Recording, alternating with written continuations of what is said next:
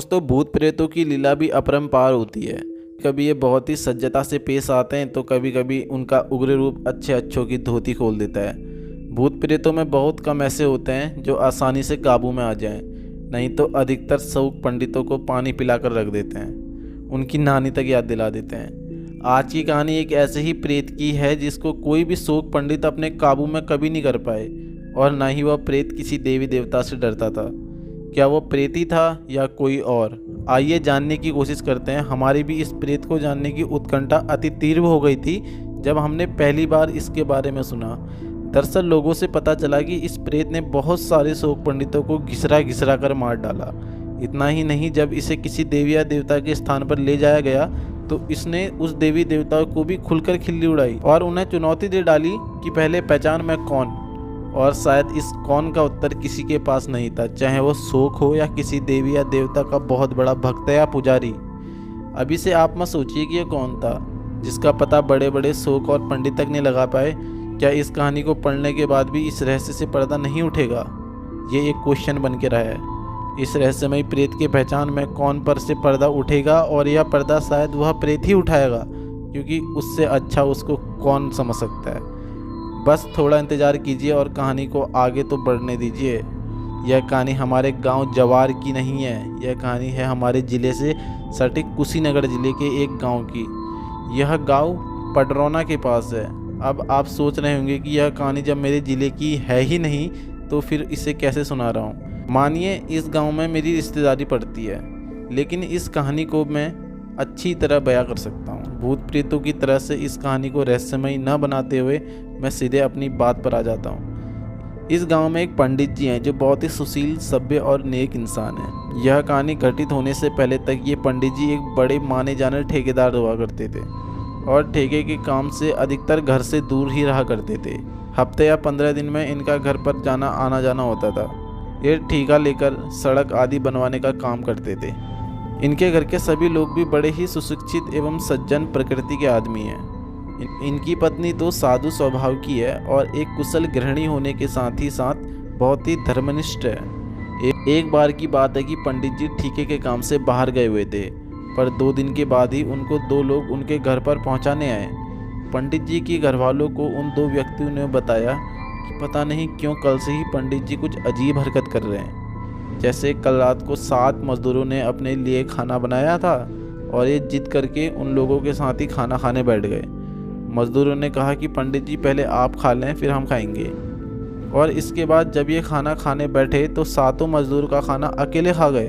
और तो और ये खाना भी आदमी जैसा नहीं, निशाचरों जैसा खा रहे थे। उसके बाद 2 मजदूर तो डर गए, वहाँ से भाग ही गए। फिर हम लोगों को पता चला। उसके बाद हम लोग भी वहाँ पहुँचे और इनको किसी तरह सुलाए और सुबह होते ही इनको पहुँचाने के लिए निकल पड़े। इसके बाद वे दोनों व्यक्ति चले गए और पंडित जी भी आराम से अपनी कोठरी में चले गए। कुछ ही देर के बाद पंडित जी लुंगी लपेटे घर से बाहर आए और घर वालों के मना करने के बावजूद भी खेतों की ओर निकल गए। घर का एक व्यक्ति भी, इनके छोटे भाई, चुपके से इनके पीछे पीछे हो लिए। जब पंडित जी गांव से बाहर निकले तो अपने ही आम के बगीचे में चले गए। आम के बगीचे में पहुंचकर कुछ समय तो पंडित जी टहलते रहे, पर पता नहीं अचानक उनको क्या हुआ कि आम के नीचे झूलती हुई मोटी मोटी डालियों को ऐसे तोड़ने लगे जैसे हनुमान का बल उनमें आ गया हो। डालियों के टूटने की आवाज़ सुनकर इनके छोटे भाई दौड़कर बगीचे में पहुंचे और इनको ऐसा करने से रोकने लगे। जब इनके छोटे भाई ने बहुत ही मान मनोबल की, तब पंडित जी थोड़ा शांत हुए और घर पर वापस आ गए। इस घटना के बाद तो पंडित जी के पूरे परिवार के साथ साथ इनका पूरा गांव भी संशय में जीने लगा। एक दिन फिर क्या हुआ कि पंडित जी अपनी ही कोठरी में बैठकर अपने बच्चे को पढ़ा रहे थे और इनकी पत्नी वहीं बैठकर रामायण पढ़ रही थी। तभी इनकी पत्नी क्या देखती है कि पंडित जी का शरीर फूलता जा रहा है और चेहरे भी क्रोध से लाल होता जा रहा है। अभी पंडित जी की पत्नी कुछ समझ पाती तब तक पंडित जी अपनी ही बेटी का सर अपने मुँह में लेकर ऐसा लग रहा था कि जैसे चबा जाएंगे, पर इनकी पत्नी डरी नहीं और सभ्य भाषा में बच्चे को छोड़ने की विनती की। अचानक पंडित जी बच्चे का सिर मुंह से निकालकर शांत होने लगे और रोते हुए बच्चे का सर सहलाने लगे। इस घटना के बाद तो पंडित जी के घर वालों की चैन और नींद ही हराम हो गई। वे लोग पूजा पाठ करवाने के साथ ही साथ एक सारे डॉक्टरों से संपर्क किए, यहाँ तक कि उन्हें कई बड़े बड़े अस्पतालों में दिखाया गया, पर डॉक्टरों को की कोई भी दवा काम नहीं की। और इधर 1-2 दिन पर पंडित जी कोई ना कोई भयानक कार्य करके सबको सकते में डालते। डॉक्टरों से दिखाने का सिलसिला लगभग 2 महीने तक चलता रहा, पर पंडित जी की हालत में कोई सुधार नाम मात्र भी नहीं हुआ।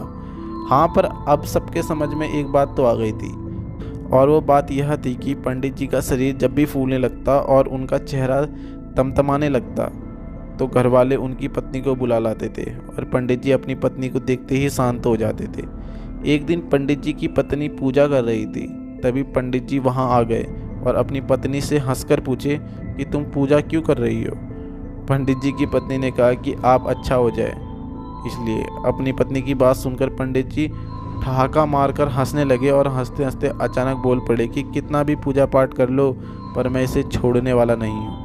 अगर मैं इसे छोड़ूंगा तो इसे इस लोक से भेजने के बाद। पंडित जी की यह बात सुनकर पंडित जी की पत्नी सहमी तो जरूर, पर उन्होंने हिम्मत करके पूछा, आप कौन हैं और मेरे पति ने आपका क्या बिगाड़ा है। इस पर पंडित जी ने कहा कि मैं कौन हूँ ये मैं नहीं जानता और मैं यह भी नहीं बताऊंगा। पंडित जी की पत्नी ने जब यह बात अपने घर वालों को बताई तो पंडित जी के घर वालों ने उस जवार में जितने शोक पंडित हैं उन सबको संपर्क करना शुरू कर दिया। पहले तो कुछ शोक पंडितों ने झाड़ फूंक किया, पर कुछ फ़ायदा नहीं हुआ। एक दिन पंडित जी के घर वालों ने पंडित जी को लेकर उसी जवार क्षेत्र के एक नामी शोक पंडित के पास पहुंचे। सोखा बाबा कुछ मंत्र बुदबुदाए और पंडित जी की ओर देखते हुए बोले कि तुम चाहे कोई भी हो, पर तुम्हें इसे छोड़कर जाना ही होगा, नहीं तो मैं तुम्हें जलाकर भस्म कर दूंगा। जब शोक बाबा ने भस्म करने की बात की तो पंडित जी का चेहरा तमतमा उठा और वो शोक पंडितों के कपड़े की तरह पटक पटक कर मारने लगे। शोक की सारी सेखी रुक चुक्कर हो गई और वह गिड़गिड़ाने लगा था। फिर पंडित जी की पत्नी ने बीच बचाव किया और सोखा को जान बचाई। पंडित जी की द्वारा सोखा की पिटाई की खबर आग की तरह पूरी जवार की कई जिलों में फैल गई। अब तो कोई सोखिया पंडित उस पंडित जी को मिलना तो दूर, उनका नाम सुनकर ही कांपने लगता था। इस दौरान पंडित जी को लेकर एक देवी माँ के स्थान पर पहुंचाया गया।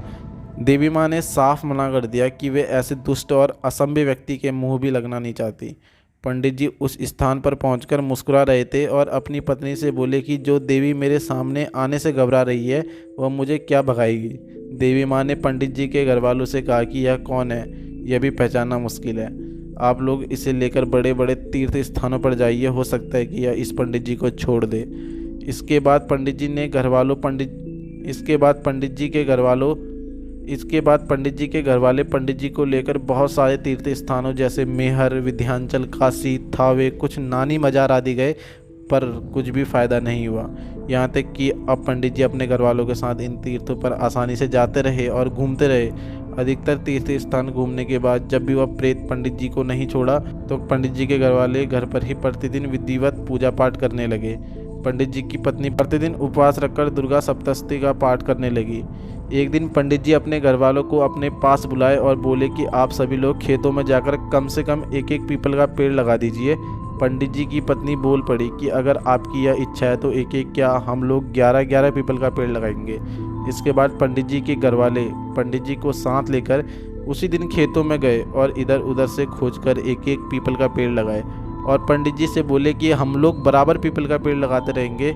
इस घटना के बाद पंडित जी थोड़ा शांत रहने लगे थे। अब वे अपने घर का छोटा मोटा काम भी करने लगे थे। एक दिन पंडित जी के बड़े भाई घर के दरवाजे पर लकड़ी फाड़ रहे थे। पंडित जी वहां पहुंचकर टांगी अपने हाथ में ले लिए और देखते ही देखते लकड़ी के 3 मोटी सिल्लियों को फाड़ दिए। शायद इन 3 सिल्लियों को फाड़ने में उनके भाई महीनों लगाते। एक दिन लगभग सुबह के 4 बजे होंगे कि पंडित जी ने अपनी पत्नी को जगाया और बोल पड़े, मैं जा रहा हूँ। पंडित जी की पत्नी बोल पड़ी, अभी तो रात है और इस रात में आप कहाँ जा रहे हैं। अपनी पत्नी की यह बात सुनकर पंडित जी हंसे और बोले, मैं जा रहा हूँ वो भी अकेले, तेरे सुहाग को तेरे पास छोड़कर। अब मैं तेरे पति को और तुम लोगों को कभी तंग नहीं करूँगा। तो जल्दी से अपने पूरे घर वालों को जगाओ ताकि जाने से पहले मैं सबसे मिल लूँ। पंडित जी का इतना कहते ही पंडित जी की पत्नी की आंखों से झरझर करके आंसू झरने लगे और वो पंडित जी के पैर पकड़कर खूब तेज रोने लगी। अब तो पंडित जी की पत्नी के रोने से ही आवाज़ सुनकर घर के लोग ऐसे भयभीत हो गए और दौड़ भागकर पंडित जी के कमरे में पहुंचे। अरे यह क्या, पंडित जी के कमरे का माहौल तो एकदम अच्छा था क्योंकि पंडित जी तो मुस्कुराए जा रहे थे। घर वालों ने पंडित जी की पत्नी को चुप कराया और रोने का कारण पूछा। पंडित जी की पत्नी के बोलने से पहले ही पंडित जी स्वयं बोल पड़े, अब मैं सदा सदा के लिए आपके घर के इस सदस्य पंडित जी को छोड़कर जा रहा हूँ। अब आप लोगों को कष्ट देने कभी नहीं आऊँगा। पंडित जी के इतना कहते ही पंडित जी की पत्नी बोल पड़ी, आप जो भी हो मेरी गलतियों को क्षमा करेंगे। क्या मैं जान सकती हूँ कि आप कौन हैं और मेरे पति को क्यों पकड़ रखे थे? इतना सुनते ही पंडित जी बहुत ज़ोर से हंसे और बोले, मैं ब्रह्म प्रेत ब्रह्म पिशाच हूँ, मेरा कोई भी कुछ नहीं बिगाड़ सकता। और तेरे पति उस पीपल के पेड़ को कटवा दिया था जिस पर मैं हजारों वर्षों से रहा करता था।